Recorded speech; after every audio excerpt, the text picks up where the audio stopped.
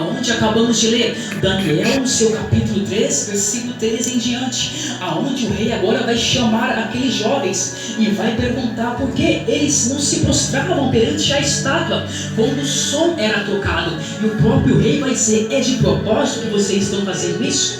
Então agora o rei chama eles, o rei convida eles e diz: se agora tocar aqui o som dos instrumentos e vocês não se prostrarem, vocês serão lançados na fornalha ardente. Só que o que vai me deixar muito mais maravilhado é que eles vão dizer: ó rei, não necessitamos de responder sobre esta coisa, sobre este negócio, não necessitamos.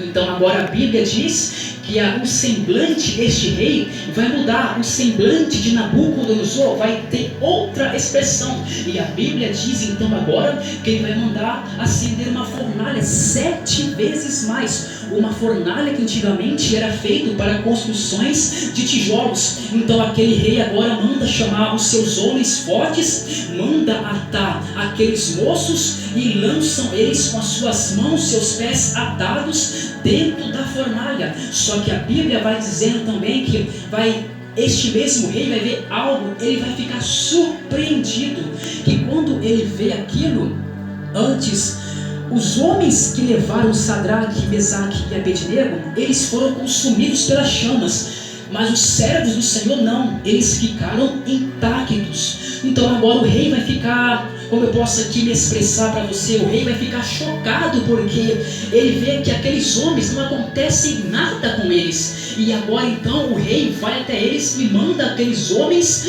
sair daquela caldeira, daquela fornalha, e mandam eles vir para fora. Isso que eu expliquei para você é um contexto que está inserido no contexto de Daniel, no seu capítulo 1 em diante. E aqui tem algumas coisas a qual eu quero passar para o seu coração a respeito da fidelidade.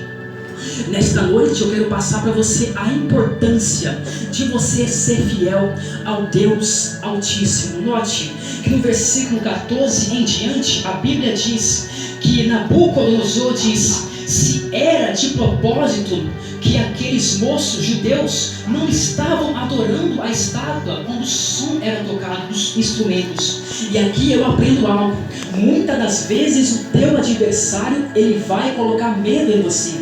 Muitas das vezes o teu adversário vai te intimidar.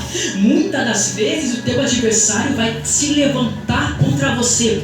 Talvez para parar você, talvez para testar se você é fiel, para ver se você é fiel fora da igreja e também dentro da igreja, porque sabemos que ser fiel dentro da igreja é maravilha, mas e quando você sai para fora da igreja? Aí a história muda, aí a história é totalmente diferente. Então aqui estou aqui vendo um rei que está tentando intimidar aqueles jovens, mas aqui eu deixo para você uma base bíblica, lá em Hebreus, no seu capítulo 10, e eu faço questão de ler para você nesta noite, que vai dizer assim, meus irmãos: mas o justo viverá pela fé, e se ele recuar, a minha alma não tem prazer nele. Ei, eu não sei o nível que você está sendo afrontado, eu não sei o nível que estão se levantando contra a sua vida, contra a sua casa, mas aqui em Hebreus 10 disse: o justo viverá pela fé. Então você tem que viver pela fé, você tem que romper pela fé, você tem que marchar pela fé, pela fidelidade, momentos adversos vai vir na sua casa, momentos adversos vai vir na sua vida, mas se você ser fiel, você tem um Deus que é com você, você tem um Deus que vai estar te guardando. A questão aqui é: você está sendo fiel? Aonde está o seu nível de fidelidade? Porque aqueles jovens foram fiel. Então Deus diz para você: seja fiel, o justo viverá pela fé, o justo viverá pela fé. E Deus manda dizer para pessoas nesta noite: viva pela fé, continua com a sua fidelidade perante a mim, porque você não perde nada, você não vai perder nada, continua com a sua fé. Aleluia. Aleluia. Deus. Então agora que aquele rei vai questionar Sadraque, Mesaque e Abednego, vai dizer se era de propósito, era um insulto. Só que aqueles jovens judeus, eles eram tão bem instruídos nos caminhos de Deus, que eles vão fazer algo que me chama muita atenção. E note que quando o rei Nabucodonosor diz se era de propósito, ele ainda ameaça aqueles jovens: se vocês não adorarem, eu vou lançar vocês na fornalha. Ou seja, eu vejo aqui o adversário se levantando, colocando medo, aprisionando aqueles moços, tentando fazer eles recuar. Mas eu te digo algo nesta noite: não recue, não pare não. Mesmo que o rei da Babilônia se levante contra a sua vida, recua não, porque o Deus dos deuses está com você, o Senhor dos senhores está com você. Não é hora de você recuar, não é hora de você parar. Deixa este rei se levantar contra a sua vida. A Bíblia diz lá em Tiago que se você continuar rompendo,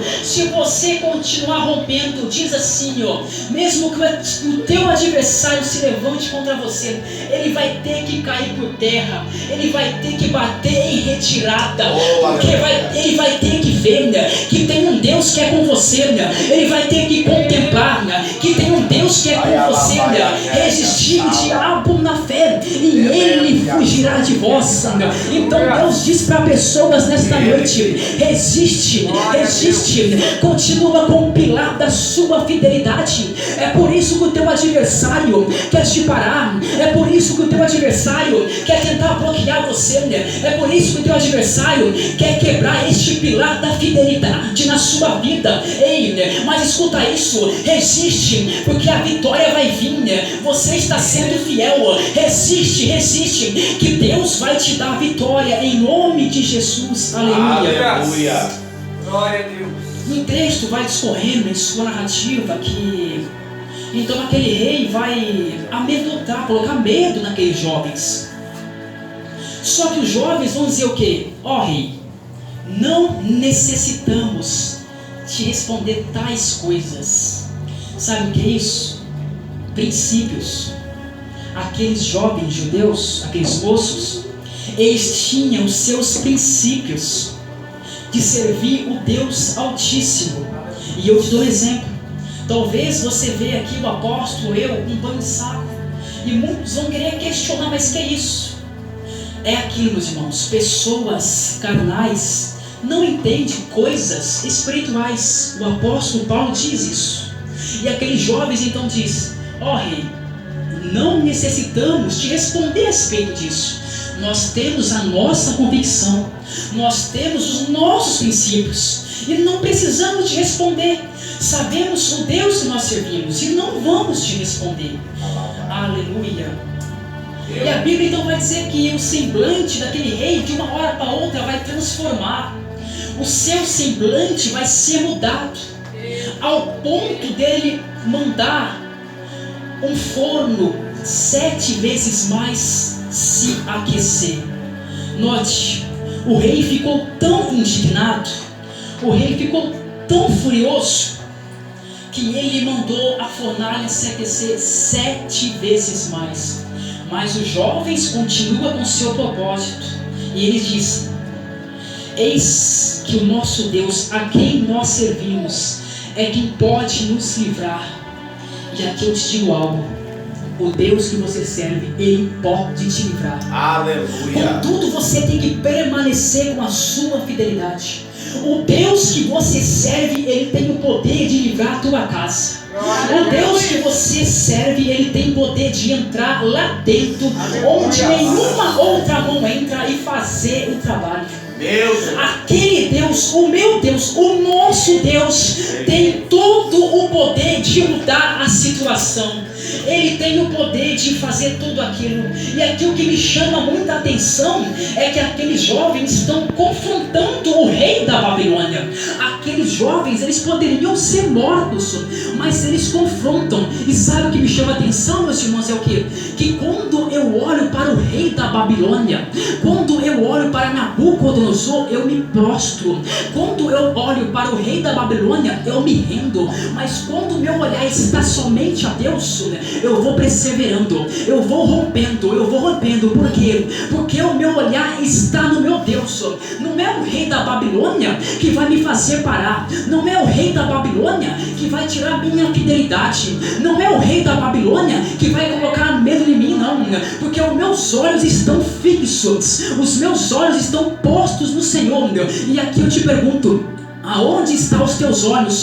No rei da Babilônia? Nas coisas mundanas? Ou somente no Deus da causa impossível? Aonde estão os teus olhares? Note que aqueles jovens estão olhando para Deus. Aqueles jovens estão confrontando os maiores reis da Babilônia, mas mesmo assim eles não temiam, porque eles sabiam com quem eles sabiam quem era com eles, eles sabiam quem estava com eles.